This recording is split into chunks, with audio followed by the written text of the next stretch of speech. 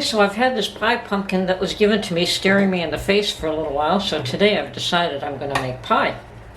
And first thing I've done is turned on my oven to 350, and I've lined a sheet with parchment paper.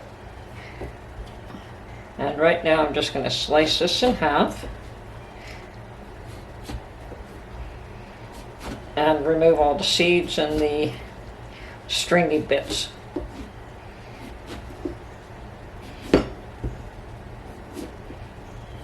There we go. And I'm going to save these seeds, perhaps for roasting, but definitely for planting. And I have this stainless steel scoop that I'm just going to use to scrape everything out.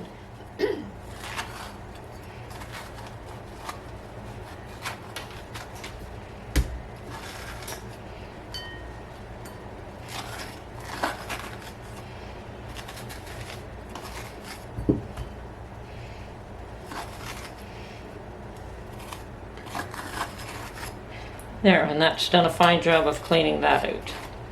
Okay, putting that face down on my parchment paper.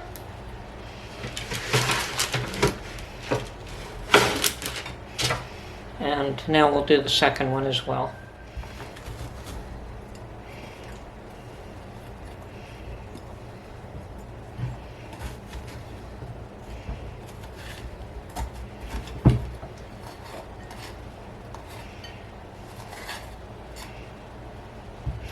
Okay, so now we bake these at 350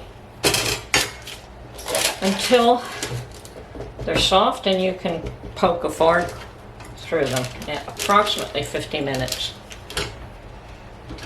So into the oven they go.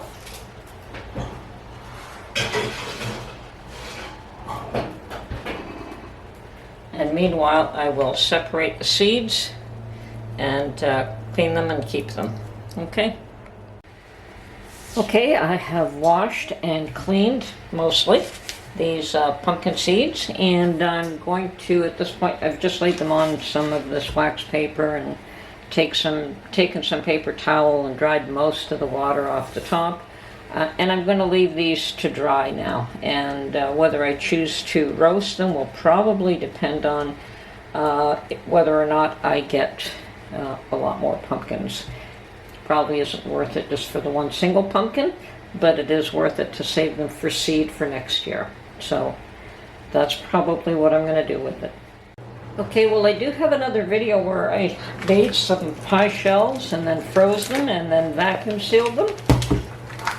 So today I'm pulling one of these out of the freezer and I'm going to unfreeze it. And we'll use this to be making our pumpkin pie. I suppose I could use it totally frozen, but I'm going to unfreeze it. Okay, so putting that aside for now, and then I'm going to work with the pumpkin. Okay, well my pumpkin puree, or my pumpkin itself, has cooked until it's nice and soft, and it's cooled down just a bit, so I should be able to handle it, but as you can see it's still steaming. So now all I want to do is free up the pumpkin itself and put it in a container. Still a bit warm.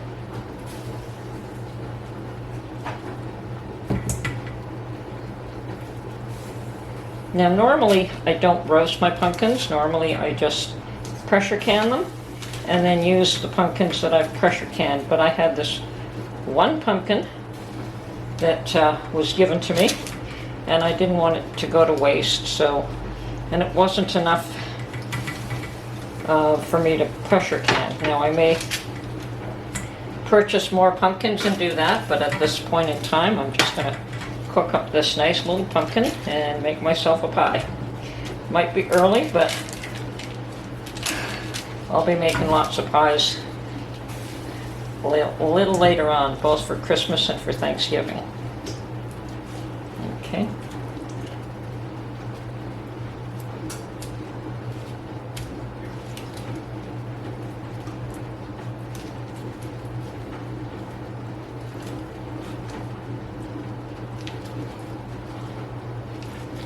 Okay, as I said, this is the first time that I've made pumpkin from, or pie from scratch. Okay, we'll throw that away, and then we are going to puree this pumpkin.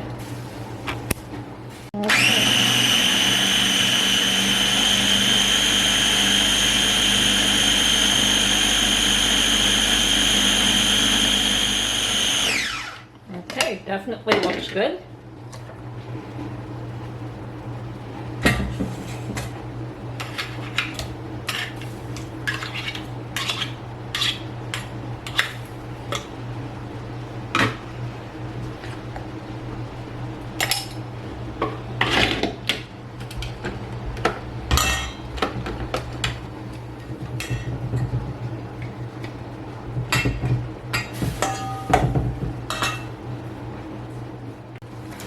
Okay, so I am using the recipe that can be found on the Carnation evaporated milk.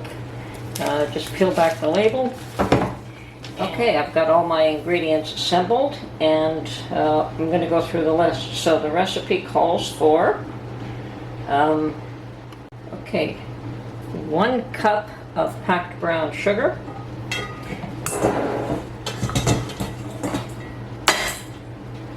there is the brown sugar, 2 eggs,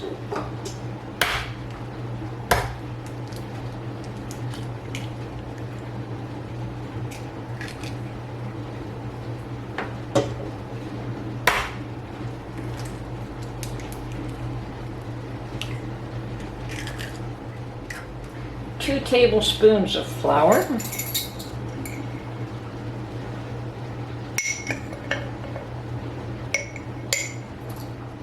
1 teaspoon of cinnamon,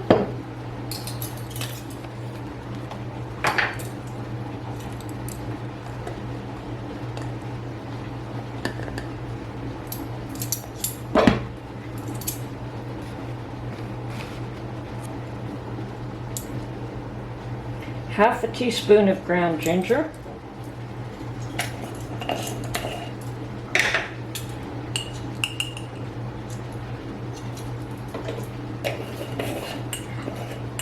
1/2 teaspoon of ground nutmeg,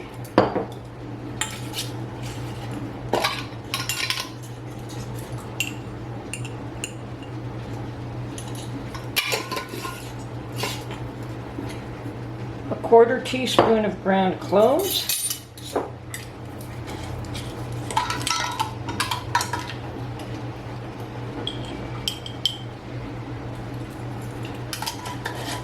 and a 1/2 teaspoon of salt.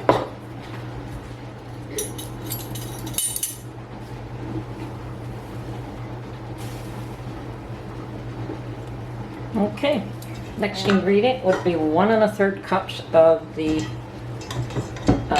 pumpkin puree. And I think that's about what I have here, but we'll measure it out. Okay. And now we whisk all of this together.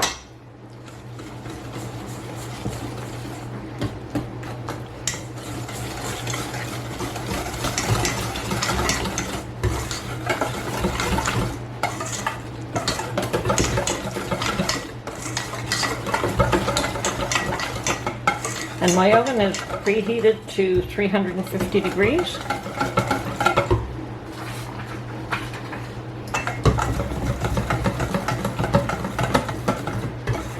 And we put this at the lower end of the oven as opposed to the top or the middle. Sorry, on the bottom third. So yeah, the lower end of, not the very bottom, but the lower end.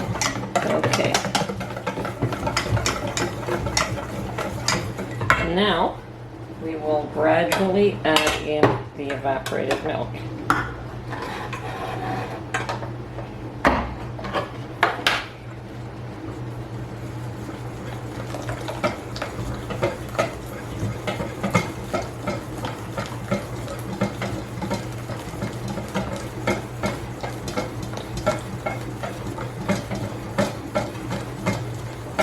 Yeah, it was beginning to look a little dark. Now that looks more appropriate to me. Once again, this is just a recipe that comes on the label, on the back of the label of the Carnation evaporated milk can.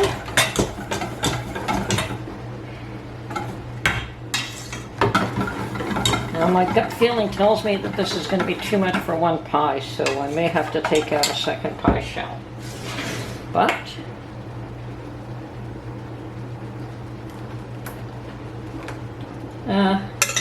not quite enough for a second pie shell, but fills this one up nicely.